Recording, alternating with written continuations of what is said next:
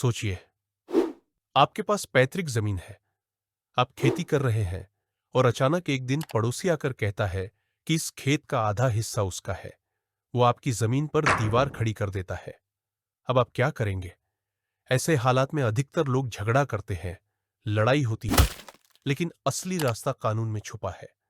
आज हम विस्तार से समझेंगे जमीन की हदबंदी यानी बाउंड्री डिस्प्यूट क्या होता है, क्यों होता है और ऐसे मामलों में आपके कानूनी अधिकार क्या है।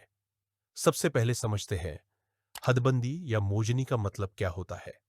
हर जमीन का एक नक्शा और रिकॉर्ड होता है जिसमें उसकी सीमाएं तय होती है। गांव में पटवारी या तलाठी इन सीमाओं को रिकॉर्ड करते हैं। इन्हीं सीमाओं को हदबंदी कहते हैं। अगर ये सीमाएं ठीक से दर्ज न हो या पड़ोसी इन सीमाओं को तोड़कर कब्जा कर ले तो विवाद पैदा होता है। भारत में जमीन पर झगड़े सबसे ज्यादा इसी वजह से होते हैं। कोई पड़ोसी खेत का एक हिस्सा घेर लेता है, कोई जमीन पर कब्जा कर दीवार बना देता है, या फिर 7/12 उतारा और नक्शे में गड़बड़ी हो जाती है।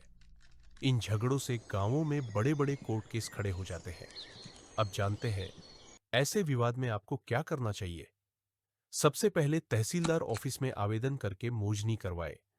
पटवारी या सरकारी सर्वेयर आकर जमीन की सही नाप करेगा और नक्शा तैयार करेगा। अगर मोजनी के बाद भी विवाद जारी रहे तो तहसीलदार या एसडीएम के पास शिकायत कर सकते हैं। वे रिपोर्ट देखकर आदेश जारी करेंगे। अगर दोनों पक्षों में समझौता नहीं होता तो सिविल कोर्ट में बाउंड्री डिस्प्यूट का केस दायर किया जा सकता है। इसमें 7/12 उतारा, जमीन का नक्शा और मोजनी रिपोर्ट सबूत के रूप में इस्तेमाल होते हैं।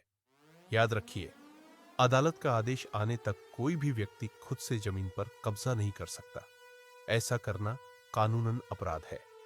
भारत में भारतीय दंड संहिता यानी आईपीसी की जगह भारतीय न्याय संहिता यानी बीएनएस लागू हो चुकी है।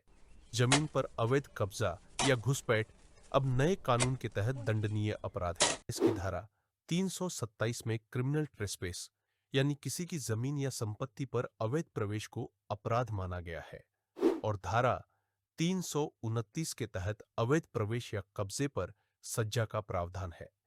अगर कोई जानबूझकर आपकी जमीन पर कब्जा करता है तो आप सीधे पुलिस में एफआईआर दर्ज कर सकते हैं और कोर्ट में बाउंड्री सूट दाखिल करके कब्जा हटाने की कार्यवाही कर सकते हैं। कोर्ट जाने से पहले कोशिश करें कि विवाद तहसीलदार स्तर पर ही सुलझ जाए। सभी जमीन के कागजात, 7/12 उतारा और नक्शे हमेशा अपडेट रखें। अगर विवाद बढ़े तो वकील से कानूनी नोटिस भिजवाना जरूरी है।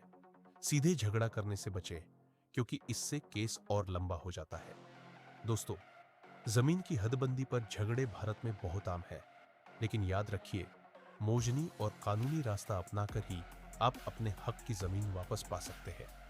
क्या आपके साथ भी कभी ऐसा विवाद हुआ है? हमें कमेंट में जरूर लिखें। और अगर आप ऐसे ही कानूनी मामलों पर सरल भाषा में जानकारी चाहते हैं तो चैनल को सब्सक्राइब करना न भूलें।